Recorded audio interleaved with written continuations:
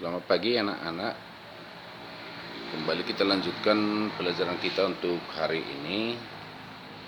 Semalam sudah Bapak kirimkan materi kita, yaitu tentang siklus Krebs dan transport elektron respiratory. Nah, dalam siklus Krebs itu dimulai dari bereaksinya asetil koenzim A dengan asam oksaloasetat. Kita tahu asetil koenzim A itu berasal dari hasil dekarboksilasi oksidatif. Jadi dari dekarboksilasi oksidatif yang masuk ke siklus Krebs adalah asetil koenzim A. Asetil koenzim A bereaksi dengan asam oksaloasetat membentuk asam sitrat, kemudian berubah menjadi isositrat, bisa dilihat di skema yang sudah Bapak kirim semalam. Kemudian dalam siklus Krebs terbentuk NADH, kemudian ATP. Kalau di skemamu dibuat ATP-nya berupa GTP. GTP itu berubah menjadi ATP. Kemudian juga dihasilkan FADH2 dan dihasilkan CO2. Kalau kau perhatikan di skema siklus Krebs itu ada 3 kali menghasilkan NADH. Nah, karena dari dekarboksilasi oksidatif dihasilkan 2 asetil koenzim A, itu masuk ke siklus Krebs, berarti yang dihasilkan NADH dalam siklus Krebs adalah 6. FADH dihasilkan di situ di siklus itu 1 kali, karena 2 asetil koenzim A-nya berarti dia menjadi 2. Ya.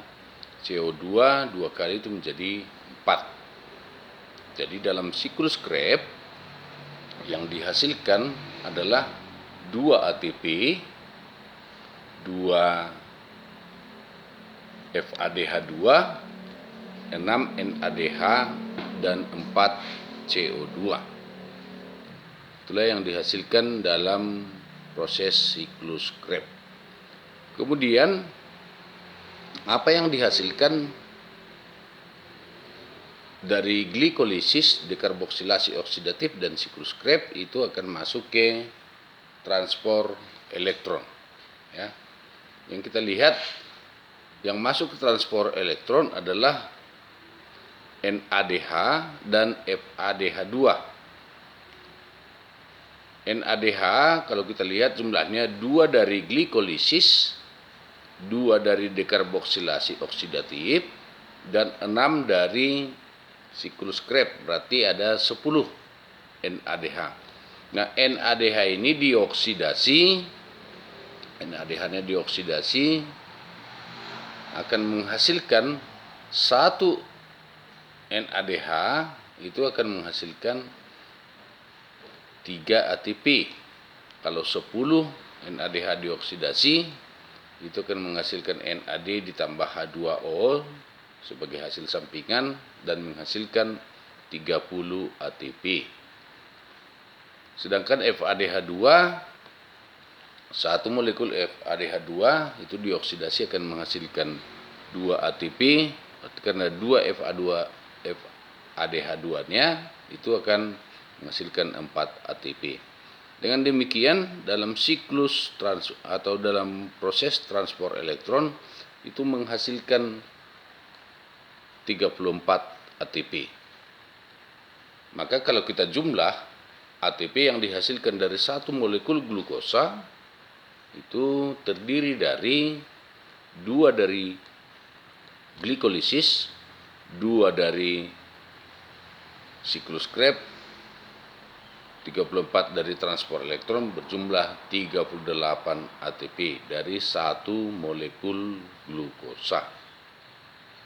Itu yang perlu anak kami ingat, 1 molekul glukosa itu menghasilkan 38 ATP. Nah, untuk hari ini Bapak sudah kirimkan materi, yaitu tentang keterkaitan katabolisme karbohidrat, lemak, dan protein. Itu supaya kamu pelajari. Perlu Bapak ingatkan, yang kamu lihat di situ adalah perbandingan antara jumlah ATP yang dihasilkan dari katabolisme lemak, katabolisme karbohidrat, dan katabolisme protein. Itu supaya dipelajari dengan baik. Dan nanti akan juga Bapak kirimkan tugas yang perlu kamu kerjakan di rumah, ya, itu diisi dengan baik. Dan Bapak ingatkan, jangan lupa tetap mengisi absennya. Itulah yang perlu Bapak sampaikan untuk pagi hari ini. Nah, jika ada pertanyaan bisa langsung kau tanya lewat WA, ya, atau bisa juga dituliskan di dalam classroom supaya bisa Bapak jelaskan lebih lanjut. Nah, atas perhatiannya Bapak ucapkan terima kasih. Selamat pagi.